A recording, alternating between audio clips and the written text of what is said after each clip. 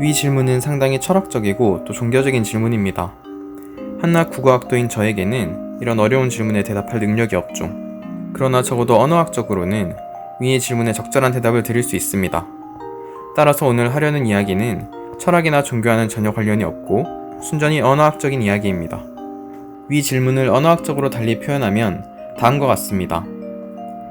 이에 대한 대답을 얻기 위해서는 먼저 유적명사의 개념을 알아야겠죠. 유적명사란 말 그대로 살아있는 명사입니다. 그 반대의 개념인 무적명사는 살아있지 않은 명사를 뜻합니다. 그렇다면 위 명사들이 생물학적으로 살아있는지 또는 그렇지 않은지를 살펴봅시다. 먼저 사람은 당연히 살아있죠. 동물도 살아있습니다. 식물 또한 살아있다고 볼 수 있겠죠. 그렇다면 바이러스는 어떤가요? 과학적으로 바이러스는 생물과 무생물의 중간형이라고 합니다. 즉 살아있는 것과 그렇지 않은 것의 중간 정도라고 말할 수 있겠네요. 마지막으로 귀신은 어떤가요? 사람이 죽은 것이 귀신이니까 죽어있다고 봐야겠죠? 그런데 이러한 생물학적인 판단은 언어학적인 판단과는 차이가 나기도 합니다.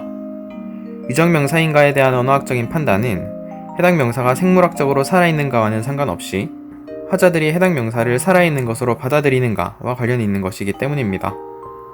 그렇다면 한국인들은 이 명사들을 살아있는 것으로 받아들일까요? 이러한 판단은 조사애와 애계를 통해 할 수 있습니다. 한국인들은 살아있다고 받아들이는 유적명사에는 애계를, 살아있지 않다고 판단하는 무적명사에는 애를 결합시키기 때문입니다. 나는 사람에게 물을 뿌렸다는 가능한 문장이지만 나는 사람에 물을 뿌렸다는 불가능한 문장인 것을 보아 사람은 명백한 유적명사입니다. 동물도 나는 동물에 물을 뿌렸다가 어색한 문장인 것을 보아 사람과 마찬가지로 유적명사입니다. 한편 식물은 동화책에서처럼 의인화가 된 상황이 아니라면 나는 식물에게 물을 뿌렸다는 어색한 문장이 됩니다. 즉 식물은 무적명사입니다. 바이러스도 나는 바이러스에게 물을 뿌렸다가 어색한 것을 보아 무적명사로 보입니다. 마지막으로 귀신은 애가 아니라 애계와 어울릴 수 있기 때문에 유적명사입니다. 이렇게 명사의 유정성에 대한 판단은 실제로 해당 명사가 살아있는가에 대한 판단과는 상당히 다른 결과를 보이죠. 그렇다면 원래의 질문으로 돌아와 봅시다. 나는 신에게 기도를 했다는 가능한 문장인 반면 나는 신에 기도를 했다는 불가능한 문장입니다. 따라서 적어도 언어학적으로 신은 살아있는 유적명사인 것입니다.